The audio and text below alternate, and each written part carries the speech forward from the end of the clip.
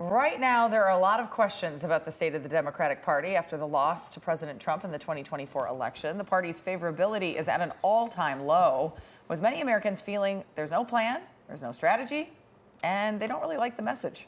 Caroline Heldman is a professor at Occidental College. She joins us to talk about the struggles for Democrats and how they could potentially maybe reconnect with voters. But it's going to take some effort here, Caroline. It sure is. When you look at that new CNN poll, 29% rating for Democrats. And that means there are a lot of Republicans who don't like Democrats and a lot of Democrats who don't like the Democratic Party. And a lot of independents. So I see the struggles of the Democratic Party really on two fronts. One is they've lost a big chunk of their base, right? So we see two big shifts. One is young men are moving to the Republicans. Millennials were the most liberal generation, and it looks like Gen Z is going to be the most conservative, but it really is just a shift with men. It's not women. And also they've lost their lower, their working class, lower educated voters, right? They've moved to Republicans as well. So their messaging has to get those folks back. But they also have so many internal divides, right, between the left wing of the party and the more centrist Democrats. And you see that playing out where you've got Ocasio-Cortez doing an oligarchy tour, and then you've got Chuck Schumer, who's much more timid. And so there's a lot of tension within the party. They are leaderless, and yes, they are not loved right now, even by their own folks. So let's talk about that split in the party. So you have these super progressive wings of the party, like AOC. You have the traditional establishment Democrats, like Chuck Schumer, the minority leader. He's facing calls to step down after signing that Republican bill.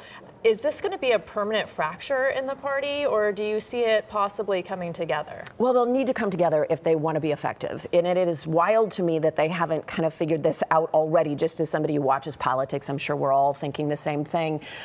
It shouldn't be that difficult to oppose Donald Trump. And that is actually their task right now. If that's advice you want to give to a party, when you have, for example, like new numbers coming out this morning that consumer confidence is at a 12-year low, they need to be hammering Donald Trump. They need to be unified in that message if they want to be strategic. Yeah, Chuck Schumer is not stepping up in the way a lot of Democrats would like. And this is not a mandate for Donald Trump. It feels like it because he's running kind of this executive regime, and Republicans in Congress have capitulated to his leadership. But remember, he didn't get 50% of the vote. It was a push, and more people actually stayed home than voted for either of the candidates. So it doesn't really make sense for the Democrats to be rolling over the way that they are. But he did win every battleground state. He surely did, and he has every branch of government. But at the end of the day, we are a 50-50 nation, and if the Democrats can't take advantage of that, then they're going to have to reimagine their party.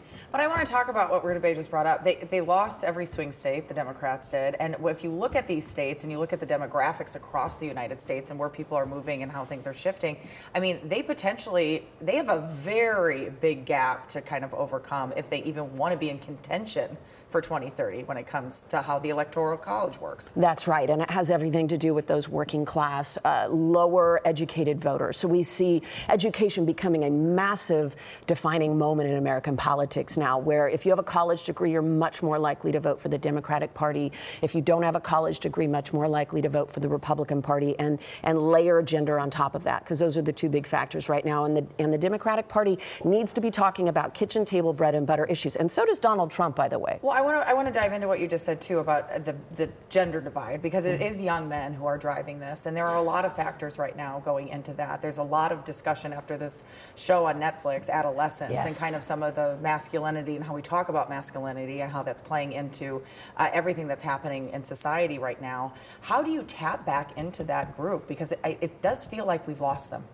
Well, it is a troubling trend because it is based on misogyny. It is based upon open hatred of women. Andrew Tate. You know, we've always had these people in our culture, but only today, in today's manosphere, red-pilling social media society, do we have them elevated to celebrity.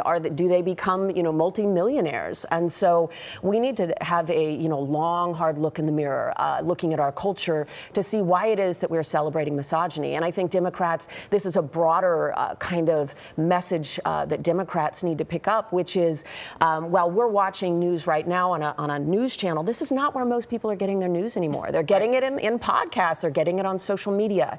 And right-wing kind of misogynists have really taken advantage of that, and they have reached millions of young people unbeknownst to their parents, which I think Netflix's Adolescence captures so brilliantly, right? Where the parents are like, what could we have done? Well, not a whole heck of a lot. If this is what your children are being exposed to through phones, I mean, we just didn't have this technology 10 years ago. So the culture needs to catch up, not only in terms of the technology, which is causing, a loneliness epidemic and very high rates of mental health issues with young people, but also this sort of misogyny going directly into the veins of young boys.